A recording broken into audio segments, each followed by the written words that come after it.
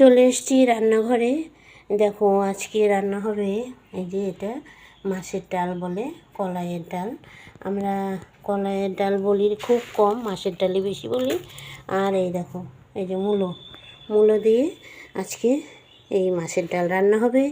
আর মূলোটা খাচ্ছি এই কারণেই, পৌষ মাস শেষ হতে চলছে, মাঘ মাসে মূলো খেতে নেই আমাদের, তাই মাঘ মাসে আর মূলো দিয়ে ডাল খাওয়া যাবে না।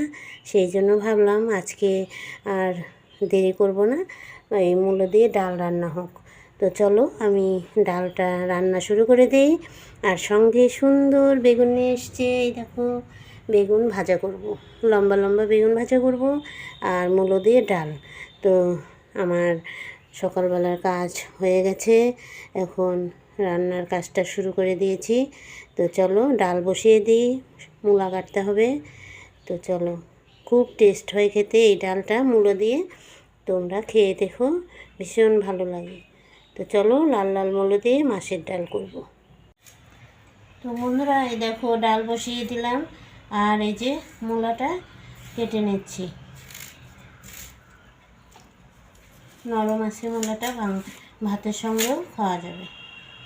লাল মূলা ভাতের সঙ্গে খেতে বেশ ভালো লাগে, মিষ্টি লাগে।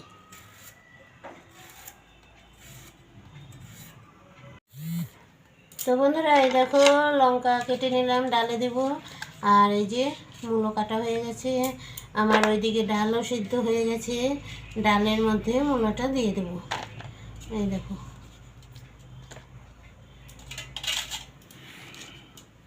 ডালে দিয়ে দিই। এই দেখো বন্ধুরা ডাল সিদ্ধ হয়ে গেছে, এর মধ্যে মূলো কাঁচা লঙ্কা ডালে দিয়ে দিলাম। ডাল সুন্দর গলে গেছে, এই যে মূলাটা সিদ্ধ হোক, তারপর ডালটা ফোড়ন দেব।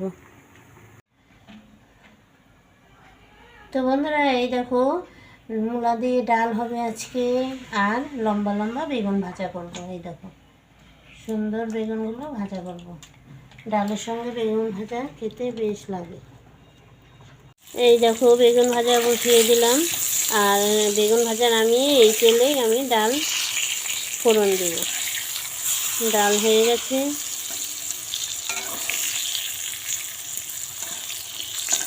লম্বা লম্বা বেগুন ভাজার সঙ্গে ডাল আজকে সকালবেলার খাবার এটাই।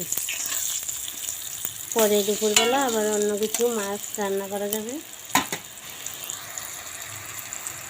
বেগুন ভাজাটা হয়ে গেল, এখন বেগুন ভাজাটা নামিয়ে নেব। এই যে এই তেলেই আমি ডালটা সোমবার দিয়ে দেব। দেখো ডাল ফোড়ন দেব, এখানে শুকনো লঙ্কা তেজপাতা দিয়ে দিলাম।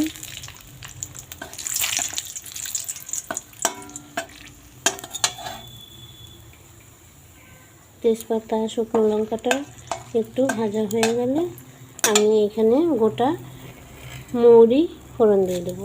এই দেখো গোটা মৌরি ফোড়ন দিয়ে দিলাম। আর এখানে দিব আদা, একটু থেতো করে রেখেছি, সেইটা আমি এখানে দিয়ে দেব।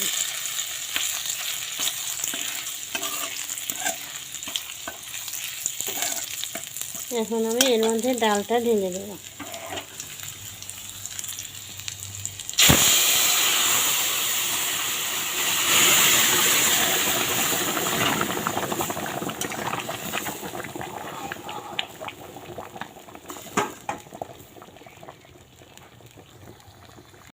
তো বন্ধুরা এই দেখো আমি জিরা আর মৌরি এখানে একটু গুঁড়ো করে রেখেছিলাম এই ডালে, এই গুঁড়োটা জলে মিক্সড করে এই যে দিয়ে দিলাম।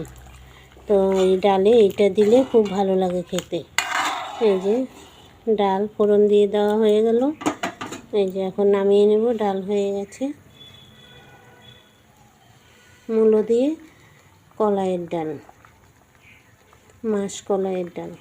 তো চলো আজকে ভিডিওটা এখানেই রাখছি, তোমরা ভালো থেকো, সুস্থ থেকো, আর আমার সঙ্গে থেকো। আর এইভাবে মূলো দিয়ে মাছের ডাল রান্না করে খেয়ে দেখো, খুব টেস্ট হয়।